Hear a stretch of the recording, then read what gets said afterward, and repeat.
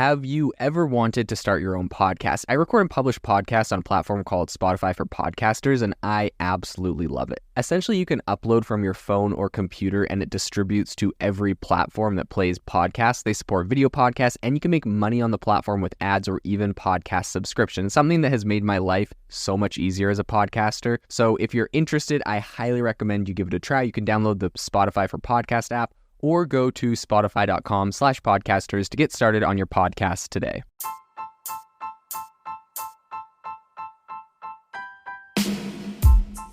Welcome to the ChatGPT podcast. I'm your host, Jaden Schaefer. Each episode, we dive into the latest developments in the exciting field of artificial intelligence, exploring its applications and potential impacts on our daily lives.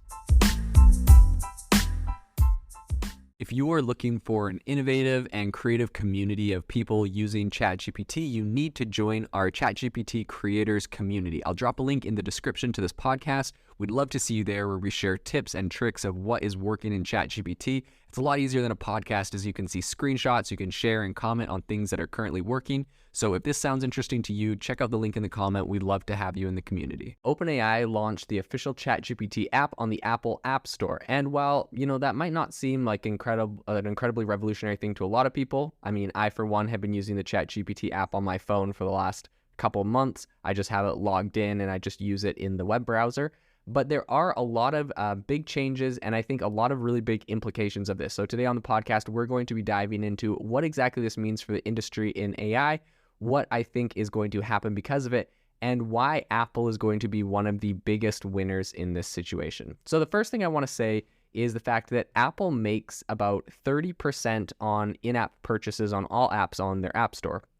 And while they recently did lose a lawsuit, or there was a judge that ruled that developers did have the ability to send a user to a web browser to make a purchase off the app, which is a really big thing in the whole industry. OpenAI is not doing this, maybe because it's a little bit more clunky, maybe because it just doesn't seem like it has as much trust. But for whatever reason, this is going to be a massive way that I believe Apple is going to make a lot of money. And if we just kind of think about the numbers for a second, if ChatGPT is going to go and add, let's say, 5 million new subscribers on iOS this year, that's going to equate to around $1.2 billion in annual revenue. And I don't think this number is too crazy, considering, we know that in the first couple months alone, they had 100 million users. That number is inevitably growing. Perhaps a lot of people like myself use this on their phone and think that having the iOS app would be incredibly handy, or maybe they go sign up, or they decide that they want to upgrade on the app. So I don't think 5 million users on iOS is unreasonable at all for a company like OpenAI and for a product like ChatGPT. So $1.2 billion, what does that equate to? Apple's 30% cut would be about $360 million a year. And that's renewed every year. And assuming it continues to grow, Apple's going to be making a ton of money off of this one single app. And I think it's interesting because Apple specifically has said that they're working on their own large language models. If you look at Apple's, if you look at their employment job hiring pages right now, they're plastered with generative AI posts. So this is a really big space, and Apple literally could be using OpenAI and ChatGPT to fund a direct competitor, similar to what they did with Spotify, taking 30% of Spotify's revenue and then launching Apple Music, which has been a massive hit to Spotify and a massive success for Apple. So I think Tim Cook recently said on their earnings call that the company is going to be weaving AI into all of its products, and that he said they'll be deliberate and thoughtful about how they do this. I think it's actually pretty interesting. They don't necessarily need to incorporate AI. I know they're going to. I know this is a focus, but a lot of people are asking, why are they so slow, right? Google just made a ton of news with their Google I/O event where they integrated AI into literally everything. Why is Apple not so focused on this? Why are they being so thoughtful? I think a big part about it is they know with ChatGPT being an app and a lot of these different AI startups becoming apps on their platform, they're already benefiting from AI more than many know. In fact, they have a 30% tax on a massive chunk of the AI market right now. So to say that Apple is not capitalizing, I think is inaccurate. And I think that over the last little bit, Apple has made quite a lot of money from just this section as their iPhone sales have kind of slowed down. And so I think that in the most recent quarter, revenue from services, which is a big chunk of that is like subscription revenue from the App Store, that was over $20 billion. So I think they're going to continue to take in record profits just off of all of the different AI startups without actually having to do anything, which is just, because of their positioning in the market. And I think that's important to know. So talking about the ChatGPT app on iPhone and what that means.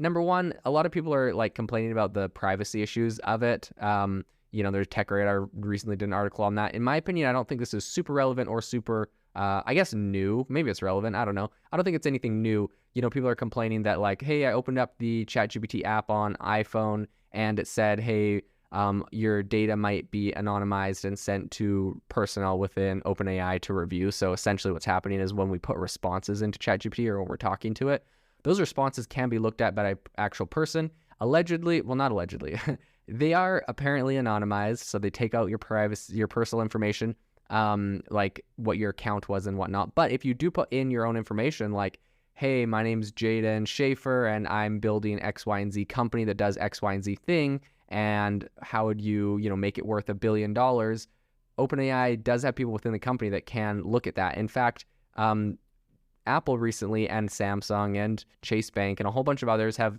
kind of more or less banned their employees from using it because they're worried about the leaks and the information that ChatGPT or their reviewers will be able to pull off of this. So I think it is a relevant issue. I don't know if it's anything special to the Apple iPhone app in particular, but it is something to keep in mind. Another thing I think is really interesting as they're launching this is that in the last few months, there have been a ton of copycat sort of AI chat apps that have popped up, some of them ranking really high on Google Play and also on iOS. And I think that now that ChatGPT came out, its first day, right, because it was so new, it was actually struggling to compete or rank against these these other people that had been around longer, which essentially were just using an API to OpenAI. And then instead of charging $20 a month like OpenAI charges, they're charging like $28 a month. And so I think there was a couple different companies specifically that were doing this. And they were reached out to for an article on Bloomberg. And essentially they said like, hey, are you just like blatantly copying ChatGPT and ripping it off? And they're like, no, we're incorporating a lot of our own features into these apps. And I think that is something that is interesting. I don't know how long that is going to be a viable business strategy though, because inevitably like ChatGPT has to start incorporating some basic features and functionality into their platform. Being able to save your prompts or organize your messages or create folders. Like there's a whole bunch of things people have been asking for. And I think that those eventually are going to get incorporated in, especially when you consider the fact that if you go over to Apple's review page right now, ChatGPT has 6,000 ratings. It has a 4.5 star average review. But some of the things that are driving down the actual, review or the actual score, or the rating of this app are features that people would like to see. And so I think when, there's essentially no public consequences, I guess I could say, when they just had it on their own website and you just had to get what you get, I think that was fine. But now once you start releasing it to the public, and especially when there's a lot of competitors who are releasing apps with way more features that are just built off of OpenAI, eventually I think they're going to have to start incorporating better features so they don't have, number one, bad reviews, and number two, so they can actually compete against some of the copycats. Because if the copycats are doing it better, it just doesn't look good. And honestly, these are not complex or crazy features that people are asking for that would just make this more simple. I think on one of the reviews I read said, they just want like a search function on there, which I have personally wanted a lot. Other people have asked for more support for iOS shortcuts, saying that would make it a lot more useful. So I think that there's a lot of things they can do right now, specifically to make it a better iOS app, but also just overall a better app or experience. They've kind of shied away from adding too many features. I don't know if they're like worried about cannibalizing or killing off too many startups that are doing those kind of like small integrations. I kind of doubt it, those features. But one thing I will say that is kind of cool that iOS now does is that they have support for voice input. So essentially, you're going to be able to talk to it. Now, the reason I think this is important is I think this is going to take a big chunk out of Siri, a big chunk out of Google's voice assistant, and also Amazon Alexa. If you're able to kind of just pull up your phone and maybe you have a shortcut, or maybe you have, the ChatGPT app right there on your home screen, you pull it up, tap it, and then you start talking to it, asking it for advice on something.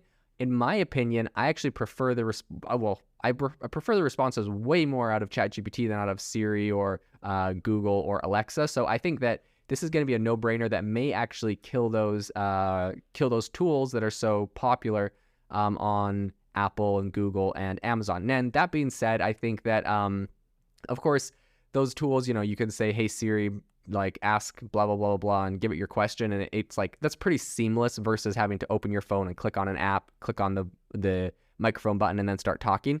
But at the same time, just because the responses are so much better, I think we'll see a lot of people doing that. I would love to see a graph of usage of voice assistants over time as ChatGPT starts to take over and is added as a app on people's phones. I would love to see like the usage of Siri. I believe it would go down. But it'll be interesting to see how this goes and what the response is, because inevitably we know that Amazon is working on an LLM, Apple is now working on an LLM, Microsoft has theirs. And so I think we're seeing a lot of the big players start to are working on these tools. Google obviously has Google Bard, which will inevitably be integrated into their Google Home Minis and all that kind of on all of those voice assistant tools. And so I think that this space is going to be highly competitive. There's no way in my mind that Amazon isn't forced to come out with a really strong competitor to this, to ChatGPT, because otherwise Alexa will die. And it's the same with Siri. And obviously we've seen Google has felt quite threatened, and so they've come out with their competitor as well. So this is going to be a big area. There's a lot of big tech companies playing in here.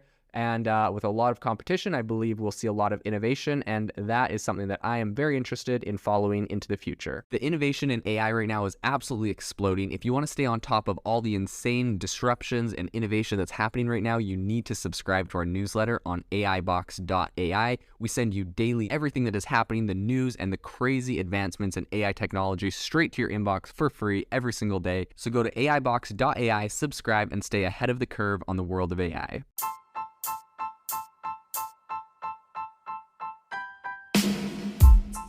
You've been listening to the ChatGPT podcast. Make sure to rate us wherever you listen to your podcasts and have a fantastic week.